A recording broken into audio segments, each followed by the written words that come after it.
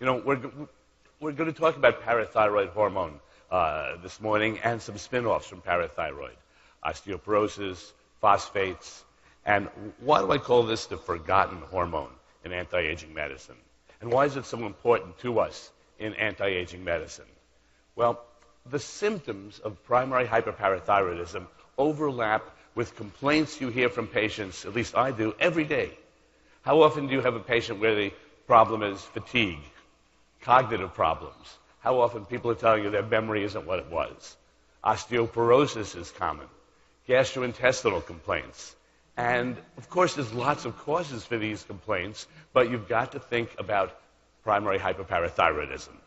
And the way medicine has evolved in the past 10, 20 years, we have become the experts in advanced endocrine optimization. The old endocrine model of if you were in the reference range, you're okay. If your lab tests are normal for age, if your testosterone is normal for age, you're okay. If your thyroid is somewhat in that big reference range, you're okay. But we've learned, to the betterment of our patients' lives, that just being in the reference range isn't okay. You want to be optimal. And so who's going to optimize parathyroid hormone? You are.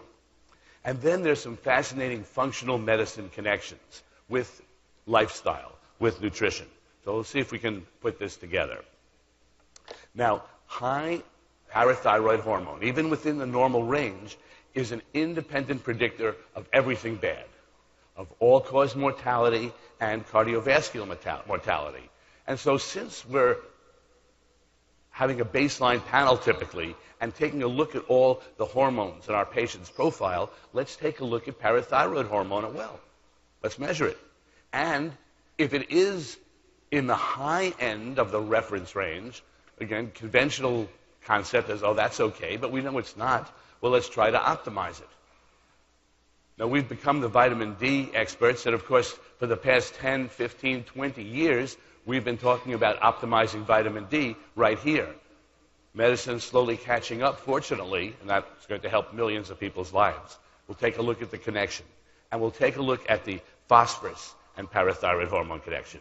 So here's some patients. We'll kind of present at the beginning and then come back to at the end. First one's a 59-year-old woman, cognitive dysfunction, anxiety.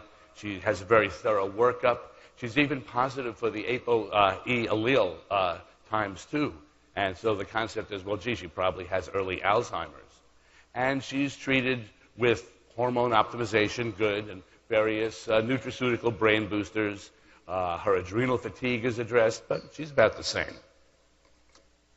Another patient we'll come back to at the end.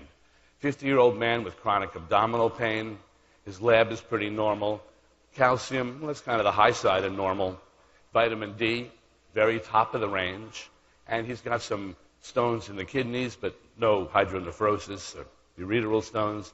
He's on some prescription meds, and he's worked up, and he's getting vitamin D, and his digestive problems are being addressed with a functional approach. He's still about the same. Okay. So the parathyroid, this is the last endocrine gland to be discovered. Maybe there are some more that are not discovered yet.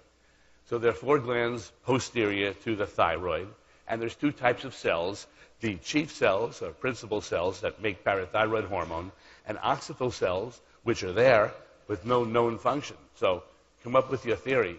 They must do something. I don't know what they do.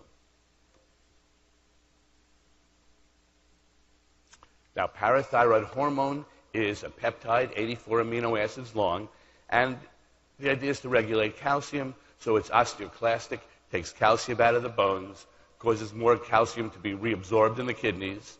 It converts calcidiol, the 25-hydroxy-D3, to calcitriol, the 1,25-dihydroxy, the activated vitamin D, and stimulates GI absorption of calcium. So those are all the different mechanisms of parathyroid hormone increasing calcium.